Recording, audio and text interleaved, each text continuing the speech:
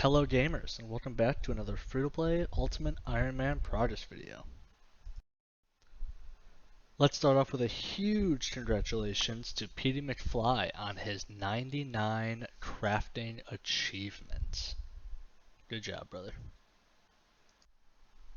Another big congratulations to Fax on getting Matt's Melees. And another big congrats on Steel Ridley on 200 million cooking XP. And after years of killing ogresses for resources, training through crafting, training through superheating, I am now the proud owner of an account with 89 smithing. Now this is big, obviously. The +1 boost I can get with the Dwarven stat will give me the 90 smithing, which means that anytime I want, I can make the best weapon in free-to-play, the Rune Scimitar. Now this is going to allow me the EHP rates for all the melees I end up doing in the future. It's just a great weapon to have, and it's just a very big achievement, and I'm very proud to have finally gotten it after all this time.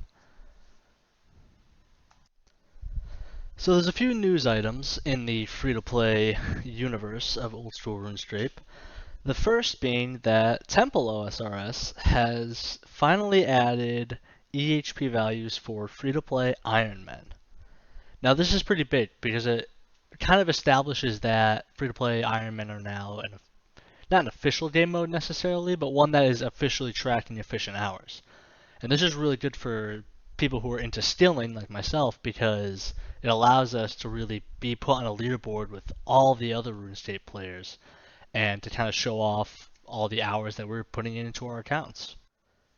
So to coincide with Temple adding these free-to-play Iron Man rates, the World 385 clan decided to put together a EHP competition for the month of May, which would be tracking using Temple rates. Now, this is a competition that was interesting because when the month of May started, I was a complete, total neat, living at home with my parents. I had really nothing going for me in the sense that I had no responsibilities. And so I had these big ambitions about putting in these really big hours. But, unfortunately, that didn't happen. Or rather, fortunately, that didn't happen because I have a pretty big life update as well. So, I kid you not, I got a job at NASA. I'm going to be a human systems integrator that works on the spacesuits that they're going to be going back to the moon with. And it's pretty much the coolest job in the world. So I think it's something that I deserve to take a couple weeks off of RuneScape to kind of get into. But getting back into RuneScape, there's kind of these two big other changes that have happened in the past couple months. The first one being that there's no longer a limit on the amount of Chronicle teleport cards you can purchase per day. So it used to be you can only buy 10 per day, then they bumped it up to 100 per day, and now you can buy as many as you want, which is fantastic. And the other update is that they actually removed the rune crafting delay for when you craft runes. So usually when you would craft runes, there would be a couple tick delay before you could teleport or do anything else, and they finally removed that. So with the new rune crafting changes, I want to introduce you guys to these ugly fellows, the Minotaurs.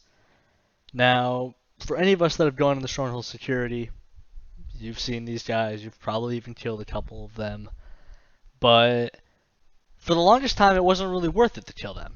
Maybe it was a good way to start your range training so that you could start collecting some iron arrows and kind of use those to start your Ogress grind eventually.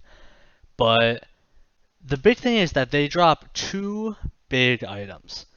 The first is they drop Noted Rune Essence, and the second is they drop Bone Fragments, which are used for the Skull Scepter.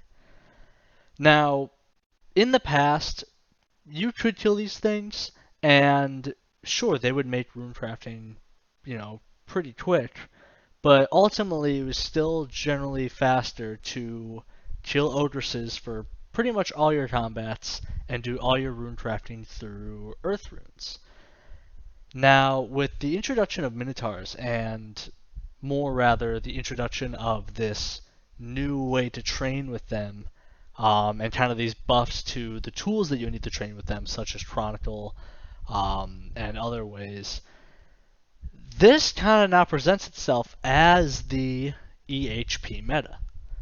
Now, our good friend Tanadino has gone through all of his spreadsheets, and he's started to do some testing with killing these guys and doing these rune crafting methods with body runes and using the Skull Scepter. And ultimately, we're finding that on the course to 200 mil all for a free-to-play Iron Man, you can now cut that time down from about 100,000 hours now down to 80 to 85,000 hours. Now that's a pretty big deal. That's a pretty big, that's like a 15% decrease in the overall time to max. And so with that, Minotaurs have now become the meta. And so kind of getting back into my own plans for eventually maxing my account, I will likely be going to Minnows to at least do a big chunk of my melee training so that I can get these materials. Now, of course, I will need to go back to Ogresses eventually. I will, of course, need the Law runes and the Nature runes to finish out 99 crafting and eventually get 99 smithing. But that's something that I'm going to be going to post Minotaurs, which means I'll be entering that arena with likely base 90s and probably even higher. And so that's just a new thing that's come out these past few days, or sorry, these past few weeks. It's gotten a bunch of people in free-to-play, starting to experiment with these methods and how to kill these guys most efficiently. So be on the lookout for me doing that in a future video.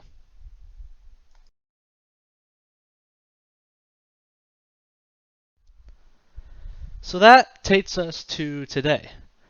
Now, my original plan before Minotaurs became EHP was that I was going to finish up my 89 smithing goal. That was going to give me 90 crafting in the process. And from there, I was going to use the rest of my Law Rune stack to do Earth Rune crafting. But now, with that not being EHP anymore, and with this new EHP that's coming, essentially focusing all Law Runes on smithing and crafting, I'm not quite sure where I want to go from here. So for the meantime, I've kind of taken just a quick side step to get a little bit of fishing and cooking done. I kind of wanted to get those at base 90s. And I'm doing a fun method called 3-tick fishing with 2-tick cooking. So 3-tick fishing has existed for a while now. It's the basis of methods like Eerie fishing and this one here. Essentially what I'm doing is I'm using the action of eating the fish to tick manipulate and catch another fish. And that's kind of the basis of this 3-tick fishing method.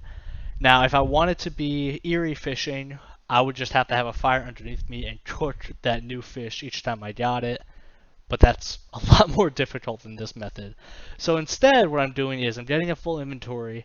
And unfortunately, with some of these misclicks, if I am not able to get a full inventory of fish, I use the snow to finish up the inventory with snow fishing. And then what I'll do is I'll run over to the new fire that is here at the Barbarian Village. Now, originally, this was just a permanent fire fixture. And so because of that, it was just like just a regular wood fire, where you would have to, click on it with the fish, and in order to cook it that way. And of course, that also allowed people to stand on top of it, and it was always annoying on a lot of these free-to-play worlds. But this new fire is now a permanent fixture.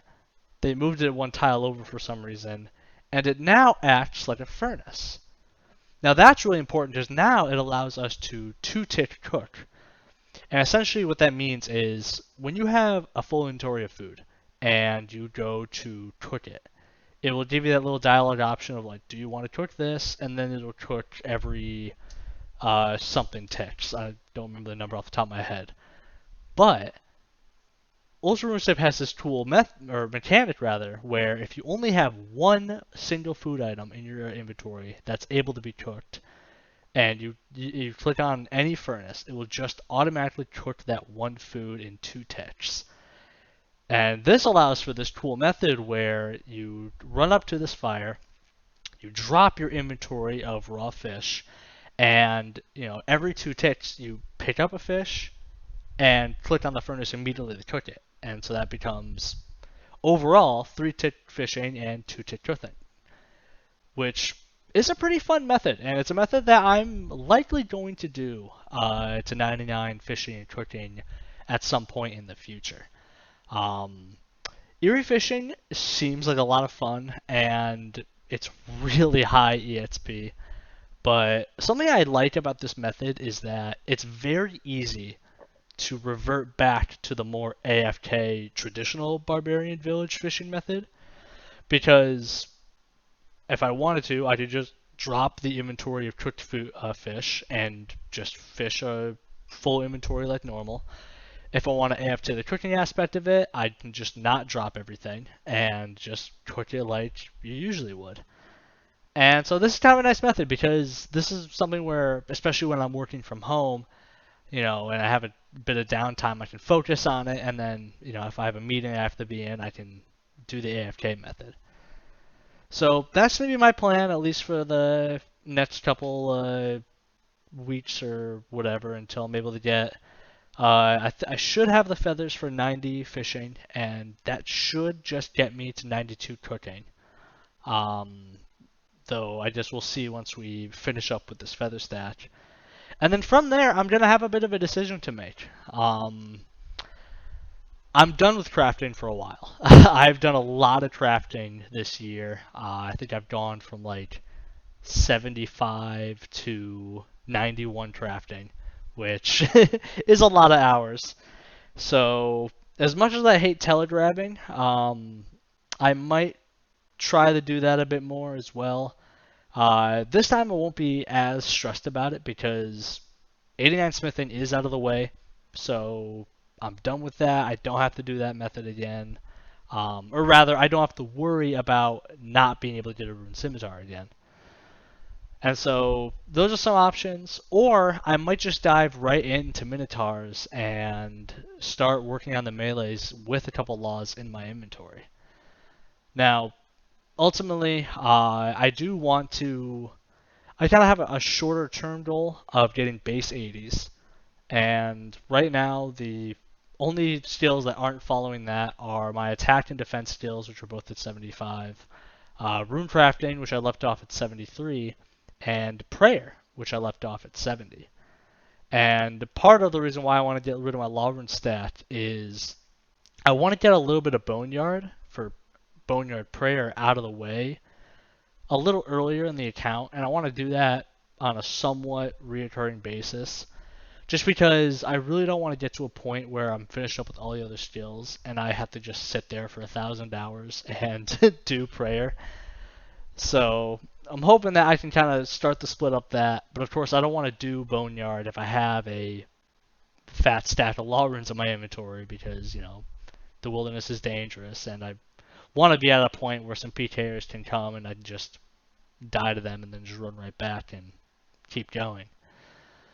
So yeah, that's kind of the plan for now. So I'm just going to be slowly chipping away at that. Maybe if I get a, new breath of air or whatever, I'll go back and I'll do some crafting. Because ultimately, probably the most efficient thing I could do right now is just finish up my law rune stack, get 99 crafting, and then use like the few hundred I have left after that to finish up or at least start working on the smithing grind. But we'll see. I got a lot of time to think about it. This feather stack isn't going to take me too long, but it'll at least give me some time to think about what I want to do in the future. And so, yeah, that's my plan, and I'm going to stick. Now, they don't tell you this, but there's a forbidden method in the free-to-play Iron Man community of getting rid of law runes. And that's just to spam Falador Teleport.